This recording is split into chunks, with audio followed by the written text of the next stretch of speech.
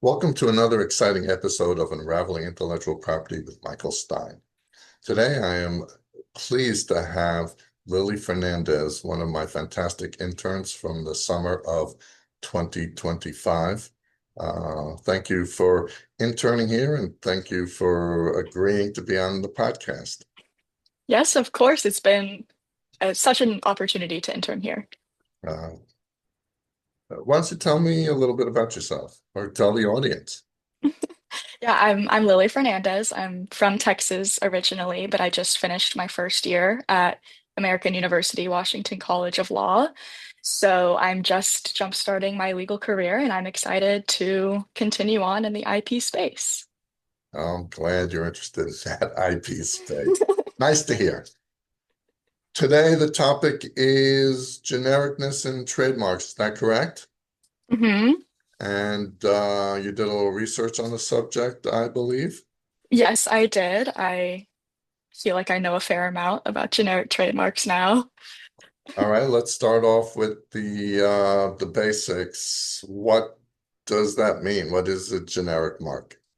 All right, a generic mark is a trademark that has come to have a kind of second meeting with the public, where the public associates the mark with the product instead of the brand itself.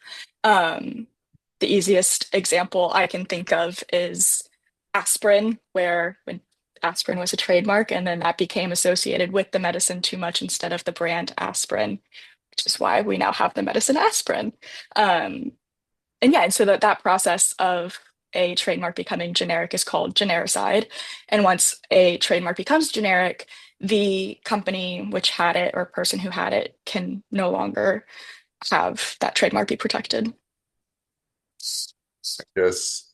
Does their trademark registration go abandoned, or does it just become unenforceable? I believe that the mark typically goes abandoned, mostly because they aren't then maintaining the mark. But yes, it's just no longer enforceable. It means that another company or person can come in and use that mark in their own marketing and on their own products, as long as they typically, as the King Sealy Thermos case, which is the case that decided that Thermos was not a protectable trademark because it was generic, said that the company that wanted to use the mark had to use Thermos with a lowercase t, because you're describing a product and not a brand anymore. And then you have to have some sort of possessive around it. So in that case, it was Aladdin's Thermos. Uh, Um, uh, can you give us, I mean, you've given us thermos, given us aspirin, some other examples I for, have I have plenty of examples, plenty of fun ones. My favorite is escalator. I had no clue that that was ever a trademark or a brand or just anything other than an escalator. So that's my personal favorite. And then zipper is another fun one. Also, the name of the brand that just created zippers, which is crazy.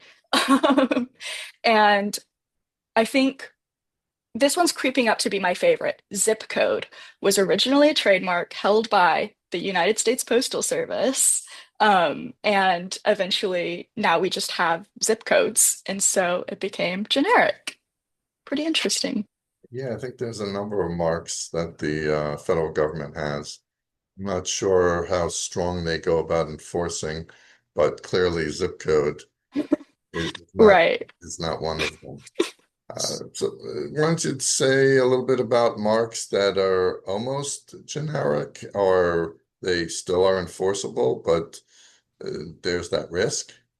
Yes, so plenty of marks that are at risk of becoming generic. There's no set test to determine what is generic versus what isn't. It really is just a consumer, a public perception of it. But so it's generally, how does the average consumer understand the word? So Google is a good example, where Google is a trademark. That's a brand, but consumers and the public use it as a verb and as the product. We say, oh, let me Google this. You don't say, let me Firefox this. And so I think that that's one that's pretty tricky right now. Band-Aid also, you know, do you have a Band-Aid? Not do you have an adhesive bandage? Um, Velcro as well. It's the generic term is a hoop hook and loop system. Yeah, you don't hear too Um, many people say, I want a hook and loop fastener or anything like that. Rightfully so, because it's a bit of a tongue twister. But yes, and Velcro put out a video asking people to please stop referring to hook and loop fasteners as Velcro, because that's how it becomes generic, is if too many people start saying this.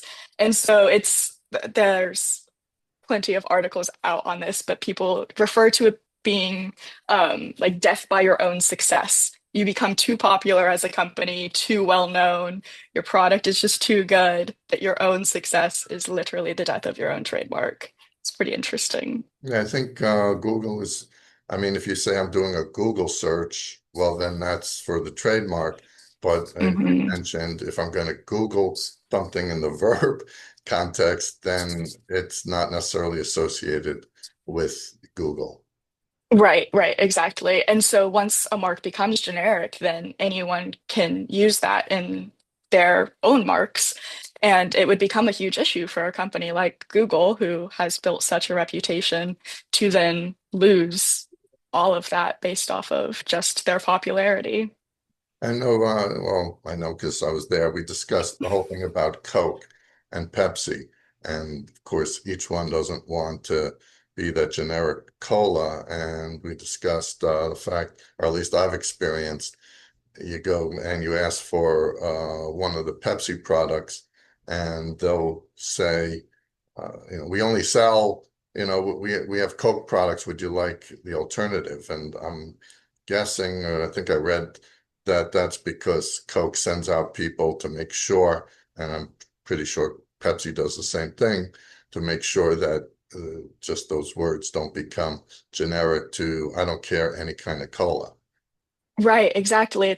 The enforcement of generic trademarks is a mechanism to prevent monopolies, right? So that one adhesive bandage company doesn't control all adhesive bandages. And so having competition is actually like incredibly important for these companies. So yes, Pepsi needs Coke in order to keep its trademark alive. If it didn't have Coke, then it would be a generic trademark. Interesting. If you have like a total monopoly on something, it becomes Hmm. right. So I If you're the guess only producer of that product, then there right. I really guess is no distinguishing between the product and the brand. Google is thankful that they have Safari and what is it, Bing, or I don't even know. I forget what the Microsoft one is. Yes, probably not always thankful for it, but they should be. Well, I think a lot of companies, if they get a somewhat smaller share of a huge market, it could be actually be better than having a monopoly. Right, right, yes. That's a good point. All right. The last point I want to raise is what does a company do? Like, what is the responsibility of a trademark owner when it comes to its trademarks, and how do they prevent exactly what we're talking about, this whole genericness? It is on the company to make sure that they're putting enough time and effort into making sure that consumers don't see the trademark as a product instead of a brand. So, including thermos is already generic, but if they had said these are our thermos insulated water bottles, that probably would have helped keep that separation visible for the public to see instead of this is my thermos, this is my water bottle, so making that kind of separation to the public is important. Talking about the Velcro video of them saying, don't say Velcro, say hook and Where's loop or that video whatever. on YouTube or something? It's on YouTube. You can look it up. It's pretty funny. It's like 3 minutes. It's great. That's something I But think I'll do.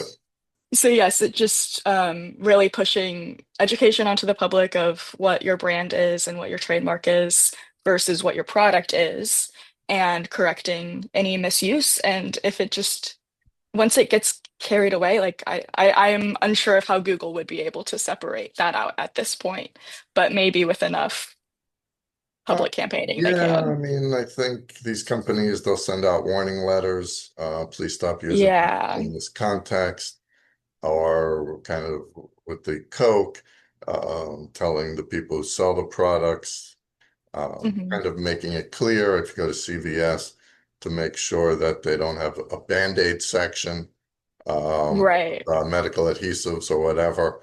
And then they have the Band-Aids and then the CVS brand, and clearly the CVS brand or whomever better not have Band-Aid like or anything relating to Band-Aid.